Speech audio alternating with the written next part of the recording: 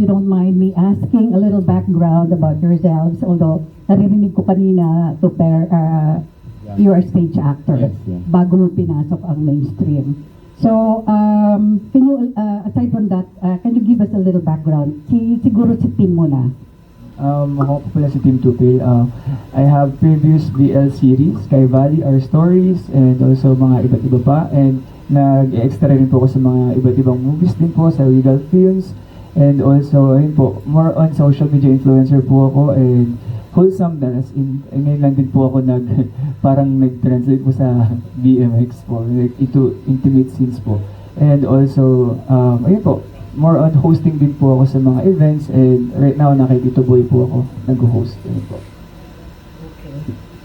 Ikaw naman, to pair. Yeah, I'm primarily a stage. Well, I started sa theater. I'm a theater actor, theater director. I also do hosting, and I do the occasional movie or a TV. If anyone wants to hire me, nag-yes lang ako basically.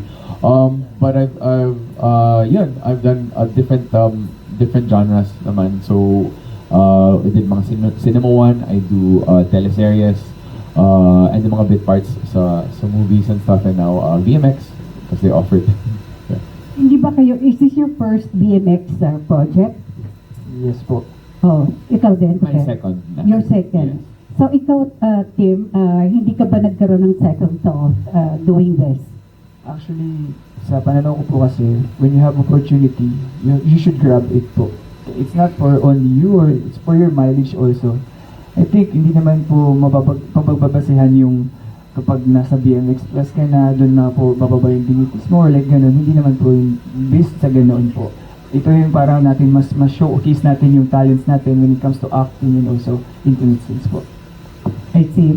To pair kasi, in most cases, And as they should, but I have to give it then to our director. He sets the tone for the set. So, and I witnessed this already, I guess with 2 episodes or 3, kasi 2 parts to, no? That at the beginning of every shoot, he already sets, kasi everything comes from the director, eh. So, sinaset na niya yung temperature ng set. So, sinasabi na niya na there will be no side comments, no remarks, no lewd jokes.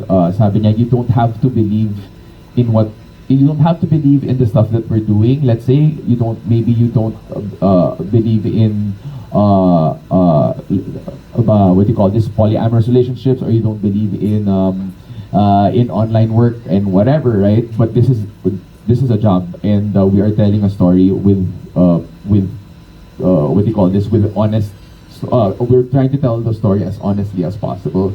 So he says that from the beginning of the set pa lang. So we did not hear one single side comment, nothing. It was a very no resistance. no, absolutely none at all. And in fact, yun nga, kasi female din yung DOP namin, parang siyang parang maternal care din kami. So it was really like hands down. It was a showbiz response. It was a very, very, very safe and very creative set. Kumbaga wala po kayo mararamdaman na pressure at all kasi sobrang maalaga po yung production and also direct. Thank you. Actually, I got this job because of Bar Boys. Kasi nanood si Direk ng Bar Boys, tapos kinas niya ako from there. So I have to thank siguro Bar Boys for getting me into here. Okay naman, the shift, not naman so much of a shift, pero I just, again, it's work. So whenever naman I get work, professional mode lang ako. Once Bar Boys, we shot after Bar Boys closed. I think we shot this, yeah, tama. So once Bar Boys closed, alam ko na, okay, may shoot na ako in 2 days. So yeah, that was it. Yeah. Ganun siya kabilis.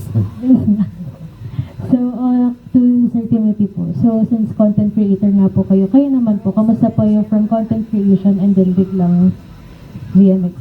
It was a great experience, and also mas okay kasi yung natatry mo yung hindi mo pa nagagawa is very memorable to you. Like, for example, this BMX Plus, extremes kasi to eh.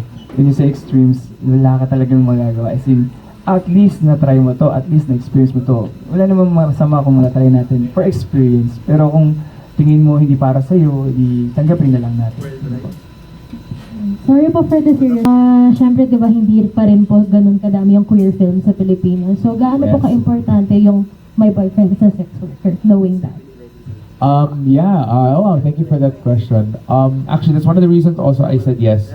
Because I think anytime there's a platform for queer stories and queer stories that are casted and created authentically, I say yes. I think that's also one of the reasons why I said yes. To the first one was because Viva, well, at the time Viva Max, now VMX, was gonna give a platform for queer stories to be told.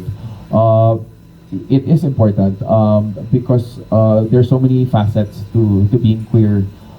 It's not just one thing, and I think that's what's wonderful about ito anthology to eh. So six episodes, and each episode tells a different angle and a different facet to what it's like to be queer, and I think that's super important. I mean, diba? Anytime naman, anytime a minority gets a voice, everyone gets a voice. Wow, ang Miss Universe nun. Pero, ito naman, diba? Anytime you give voice to one group, a small group, then that means everyone gets a step or a seat at the table. So, yeah. No, actually, for me, important tong queer stories na to kasi for those people who can relate na they're afraid to be true to themselves. Kasi yung iba kasi talaga takot ma-discriminate. Kasi most probably dito sa atin ngayon kasi talaga uso pa rin talaga yung discrimination. So, I think this platform will help those people na kailangan nila mas maging totoo sa sarili nila kasi yung malay mo, mahal ka nang hindi pala para sa'yo pero mas gusto mo pala to, yung ganitong perspective. Yun po. Thank you po, congrats. I think candid lang to, no? They message my manager, sabi niya okay ba siya sa butt exposure, tapos sisikot ko okay ba siya sa puwet ko. So yun yung initial reaction ko, sabi ko sure kayo. Yun lang. Actually, ako po, na-excite po ako nung na-offer po sa akin. So kasi, first, syempre, when it comes to first time, sobrang maano ka talaga, ma-e-engage, ma-overwhelm po. Yun po. For me kasi, wala naman pong masama kung gito talaga yung way of life nila or way of living nila kasi kailangan talaga natin dumiskarte sa buhay kasi we don't know or like there are some people na wala talaga silang work or like yung good na work talaga na proper job for them. Kaya siguro may mga taong lumalabas na naiisip nila na sa tingin ko ito yung para sa akin. Sa tingin ko ito mas mapapadali yung buhay ko or para sa pamilya nila. So, kaya nila nagagawa yun. Kasi for me naman, itong platform na to, mas pinapakita namin ito para mas ma-open up sa iba na hindi naman actually for them sa iba, opo, masama or like improper way to think na ganun yung job mo. Pero sa iba kasi, we have no choice kasi nandito tayo namumuhay ngayon sa ating, hindi ko po sinasabi na medyo mababa yung ano natin sa bansa natin, pero let's be honest na maraming naghihirap na tao. So, if they're this way nila for their living, so be it. Yeah, I think the stigma around it should kind of die down. I don't know the word for it. I think if you watch the episode, yun yung juxtaposition niya and I come from a family of privilege, of wealth, tapos here is someone who doesn't but has earned his way. Well, you'll see when you watch it, no, he is able to provide for his family. So I think, you know, if work is work and if you're not if you don't hurt anyone and if you remain kind and if you spread kindness, however way whatever work that is, that's work. Yeah. Last na lang, since there's a lot of role.